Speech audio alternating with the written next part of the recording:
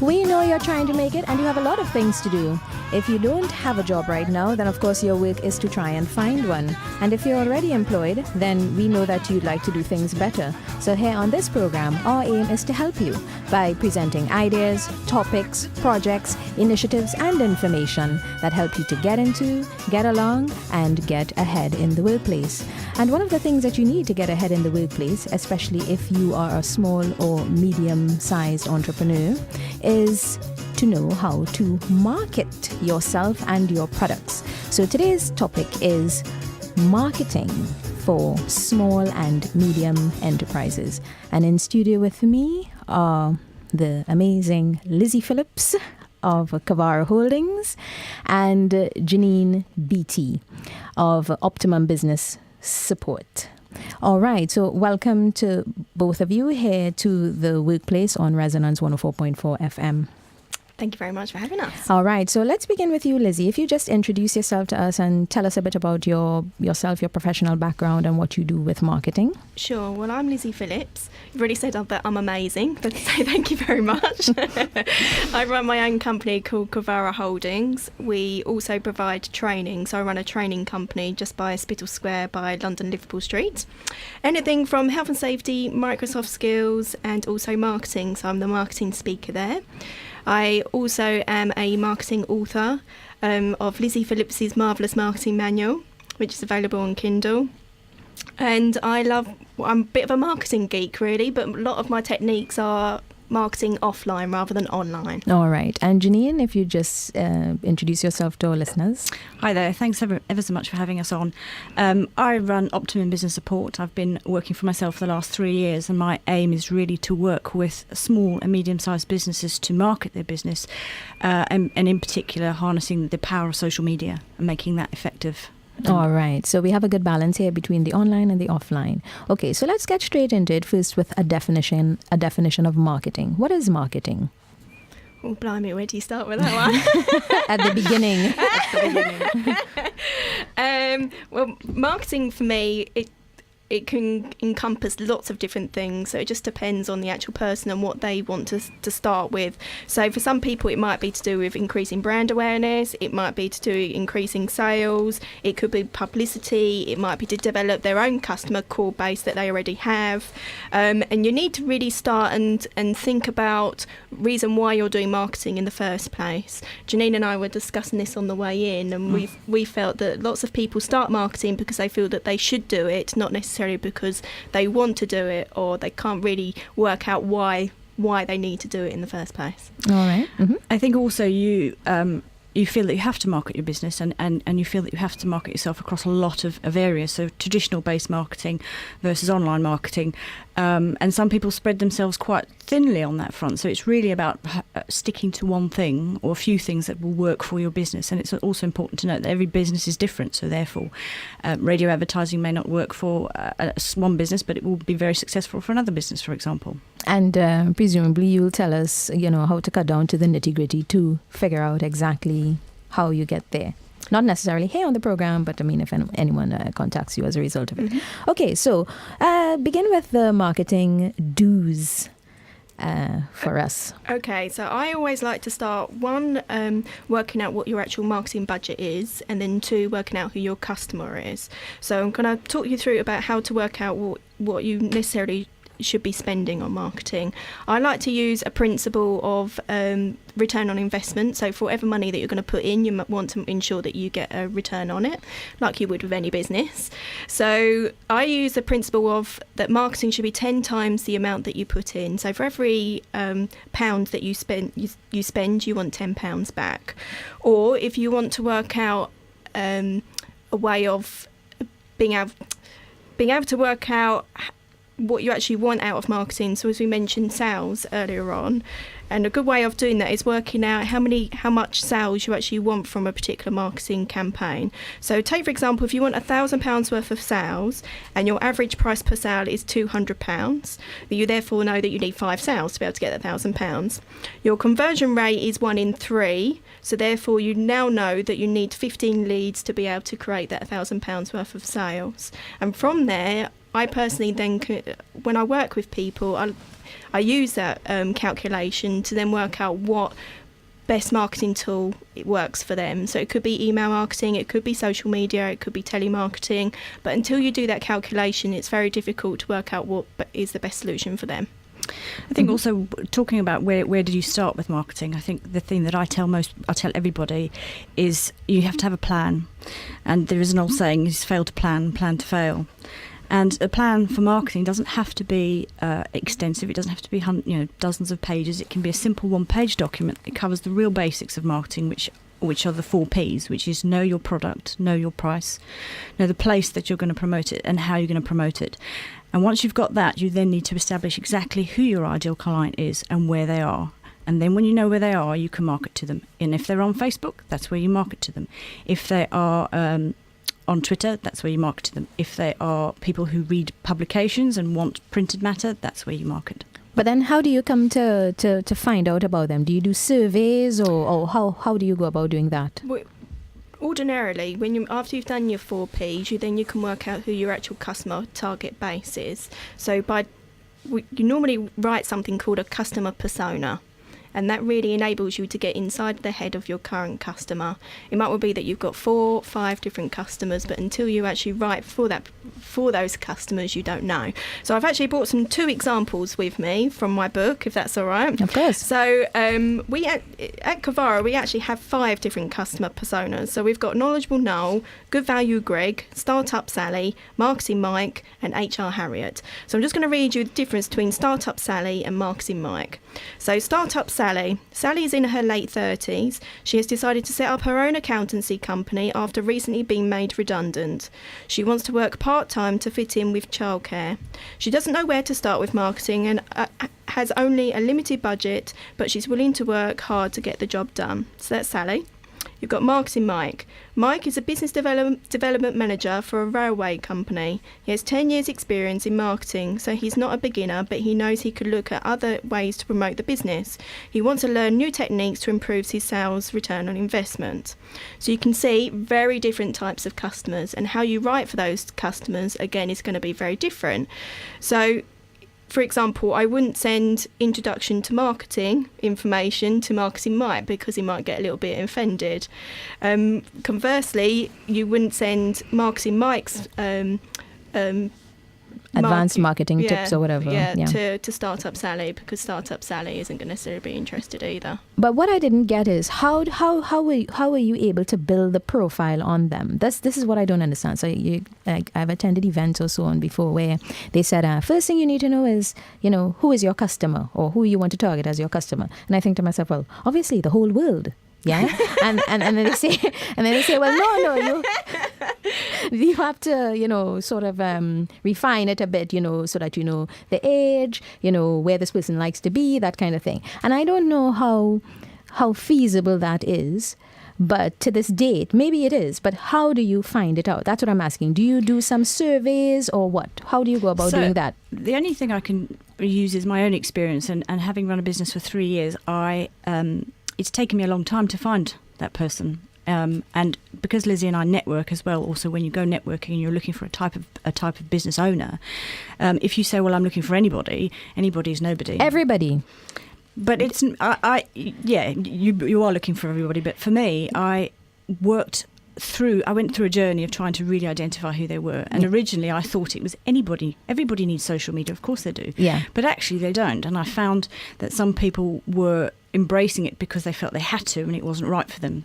So for me, my ideal client is somebody, or for social media certainly, is somebody who understands and gets the value of social media and will see the value that I can add to it. Whereas if somebody's not on it, they're not my ideal client. I got you. All right. It is a process, it is a journey, and I think if you think you're going to identify them immediately straight off the starting blocks, you're wrong. All right. Because it will change. All right. Okay, so you've told us the do's, and we like the 4 Ps. What about the don'ts? Don'ts for marketing.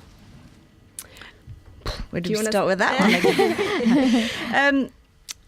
one? One of the top tips that I was going to mention, which is a do, is to invest in a good website. Okay. I think every business should have a website, and that is the starting point for them. The don'ts on that is think that you need to spend a lot of money on it, because you can have a really effective website and there's lots of stuff out there that's free, and I think we've got to do a lot of research and a lot of work on it. And also an important don't is actually spread yourself too thin and try and do everything. And that's very much the case in social media, is everybody will say you have to be on everything. You have to be on Twitter, you have to be on LinkedIn, you have to be on Facebook, Pinterest, Instagram, go for it. And every 1,000 that they keep adding every day. Yeah. They keep just adding.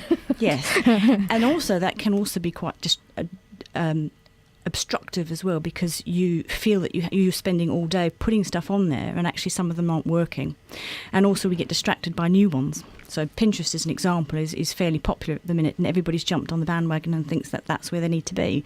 But you have to remember that if your client is not on Pinterest, you shouldn't be there. And an example, actually, is a recent blog I read from Jeff Bullis last month. He used a celebrity, which I'll use if you don't mind. So Lady Gaga obviously has millions of followers, and she spent millions of pounds on trying to release her album last year, and she sold, I think, something like 300,000 copies in 2 weeks and spent millions.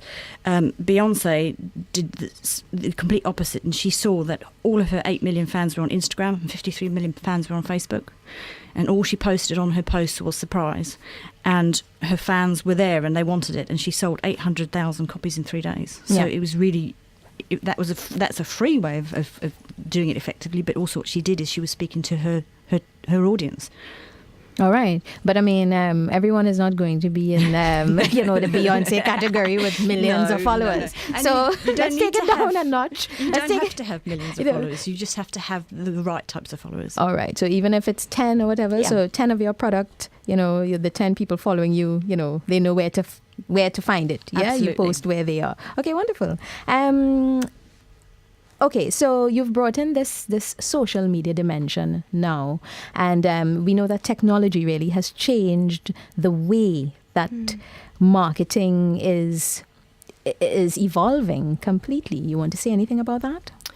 Well, I went to a recent marketing show. It's called the TFM&A show at Earls Court. It's normally attended by lots of different marketing professionals. And they were saying there that we now see approximately 600 adverts every day, whether that's radio, email, TV. And it's really being able to cut through that noise, be able to stand out. Marketing doesn't have to be expensive. There's lots of... talk around that when you're thinking of marketing you have to spend thousands. You don't. Any marketing campaign just has to consist of 3 things. It's the right message at the right place at the right time, and if you get those 3 things right, then you're on to a winner. So to give you an example, if your car insurance is coming up for renewal, you've had a really bad experience with a car with your current provider, and something drops through the door, you're likely to give them a call. So it is very much about being there at the right time as well. Great. Janine, you want to add anything? Yeah, I think this similar for social media marketing is right time, right place. And I have several examples that I could refer to, particularly on Facebook. Last year, I wanted to do something about eating healthily, and I have followed somebody on Facebook, and she was constantly posting stuff about, not diets, but, recipes and all this sort of stuff, and followed her for a long time and wasn't really ready to make the change in my life. And one day a post appeared, and it was a course that she was doing, and I just realised I am now ready to start this change, and so it was the right time, right place. But that's the other important thing about social media. It's not about hard selling, it's about giving stuff. And what I realised what she was doing quite consistently was giving away a lot of free stuff and hints and tips, and when I was ready I bought. So it is right time, right place, and right market message. And right message on social media as well. It has to be. So you don't want to sell, you want to hard sell on social media. It's all about giving, engaging, and getting everybody to talk about you, for you. Correct. All right. So, Lizzie, is there... how do I put... Do you want to... If you were to give people 2 top tips, what would they be? So we got the 4 Ps. Yeah. We got the right message, right place, right time. Make sure you have those. I've got 2 favourites for me. Mm-hmm. So one is the power of cross-selling. Mm-hmm. So it actually costs 15 times the amount of money to be able to go and get new clients than it does to sell to your current customer. So being able to sell to your current customer database is the way to go. So is that the definition of cross-selling? Yes. What is cross-selling? Okay, so an example of cross-selling is, I'll use the example of our training company. So whenever somebody comes on our course, we always give them an evaluation form, which is a given for most training companies. So you say, have you enjoyed today? 4 out of 5. 5 out of 5, mark it. But we also put on there what other courses would you be interested in attending. So they then put a list, they tick the ones that would be interested in. So when that course then comes up, we actually mark it to those people that have already inquired about it. And that is cross-selling, All right. being able to give them more information on other things that you do. Right. So 1, cross-selling, the power of cross-selling. So and number then 2 is email marketing. Now, I know that we receive lots of email marketing and lots of people say that it's been diluted, but it's still one of my favourites. Now, there are some debate about this, but for me, Tuesday at 11 o'clock is the best time to send your email. And the reason behind that is... Let's note that down. The best 11 a.m. 11 a.m. on a Tuesday. The reason behind it is Monday you're quite busy still catching up. Tuesday you've got a bit better frame of mind. And 11 o'clock we all go and have a cup of tea. So we sit down with our emails, we're a bit more open and receptive. If you're going to send out a survey though, Friday afternoon, because we're sort of winding down and we're more likely to be receptive to answering surveys. All right. So everyone listening, prepare for your inboxes to be inundated on Tuesday at 11 a.m. All right. Did you want to give 2 top tips, Janine? Yes. I think I mentioned it earlier, is trying to invest in a decent website. There are a lot of free options out there now that are being favoured by Google, so you don't have to go and spend a lot of money. I do some research. There's some great options out there. A website is extremely powerful. And another thing which I really like is testimonials and case studies, where you can give these to potential clients so they can actually really see what you've done, the actual work you've done, and the benefits that you've or how you've helped certain clients. So testimonials or case studies are really, really powerful to help get your message across, because it's a real story. All right, good. I wonder sometimes if in this whole big debate now about digital marketing and so on, if some of the essence of marketing is actually being lost. So, for example, some people think when they start off, okay, I have these cakes are the most fabulous cakes, they will sort of sell themselves. I don't know, do you see any difference or any meaningful difference in that approach, offline and online? Like, has the digital revolution helped to impact on that? I think it certainly helps because it gets the message out a lot quicker. Mm-hmm. And if it's used effectively, your cakes will sell because everybody else will be talking about your cakes on a much quicker level than traditional based marketing. Mm-hmm. From a consumer point of view, I think social media has certainly helped the smaller business be using the example of cakes, mm-hmm. to be used about. In fact, I do actually know a cake lady. You can say her name. Give her a little plug. Name escapes me now, but if you follow my Facebook, she's on there. All right. Now what she does is she takes pictures of her cakes and puts them on, puts different special offers on. Again, it's very much about the right place, right time, right market. But without that social media, the customers that she's trying to get in front of, again, are going to be on social media. They probably wouldn't appreciate a direct mail letter or an email marketing campaign. So from that point of view, it's great. All right. Okay, good. So when I attended the digital marketing show last year, there was all this talk about, big data and the power of harnessing social media, and mobile marketing Mm-hmm. is really the way of the future. And I know that you and Janine, you've mentioned that you all have this debate around the importance of it. So in 1 minute, you'll fire off that debate. Mm-hmm. Well, I think you mentioned it earlier. Fundamentally, the internet has changed the way that we shop and we buy, and mobile digital marketing is taking off exponentially. And apps, I think, are also quite important for businesses, which we never really covered. And I think it's going to continue to snowball. I think we can't ignore it. Love it or hate it, it's here to stay. You know, I say that about Facebook all the time. Everybody moans about it, but it's here to stay, and it's you know, 1 billion people can't be wrong. And Lizzie? No. You're with the traditionalist. This is a traditionalist campaign, non-techie. Yeah, well, interestingly, at the marketing show this year, direct mail is making a huge comeback. And with direct mail, now there's this new thing out that when you open it, your direct mail, it's actually got a video inside it. Wait a minute. Direct mail, how? Through the post or? Yeah. Through the post? Hard? Yeah, so it's like a hard cardboard. If you can imagine when you like an A4 brochure you're opening up, instead of it being paper, the paper on the front and the back, but when you open it up, it's actually got a video inside. So that's sort of, they're thinking of new creative ways to get people interested. As I was saying, 600 adverts a day or 600 messages we get in a day. So whilst I think online's great, people are coming up with different things.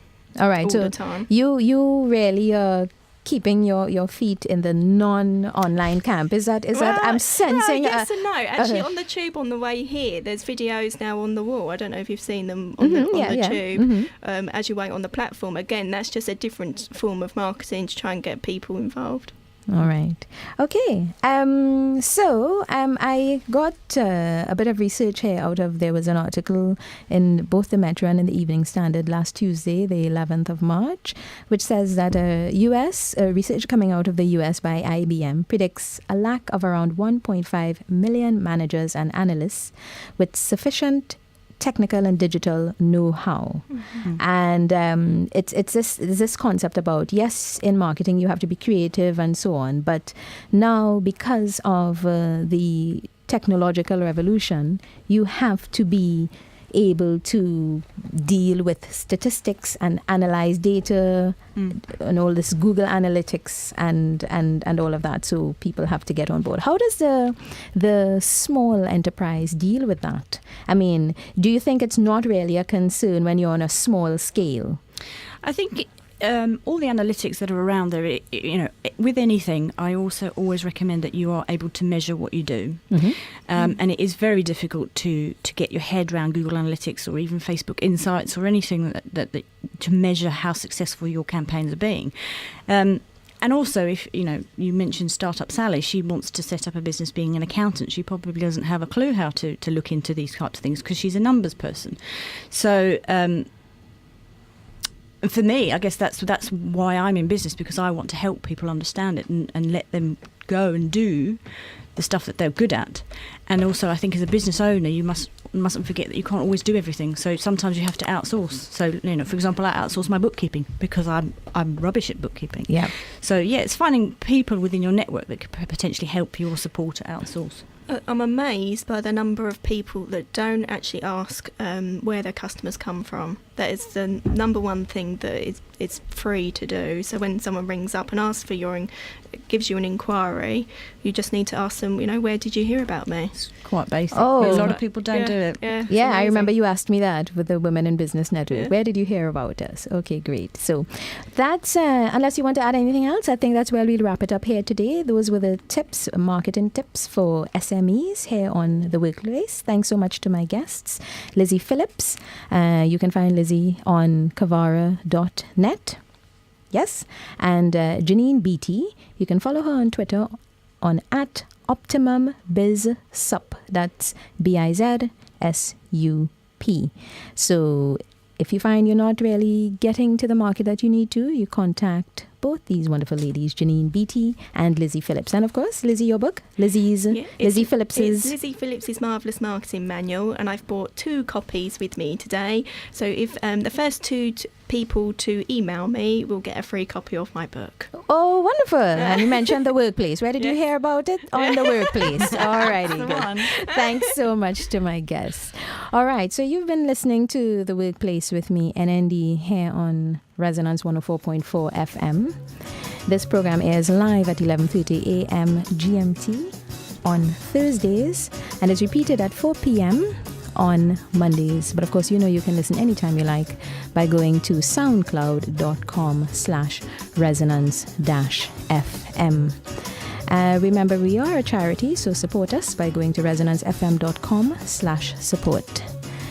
Keep up with us on social media on facebook.com/resonancefm.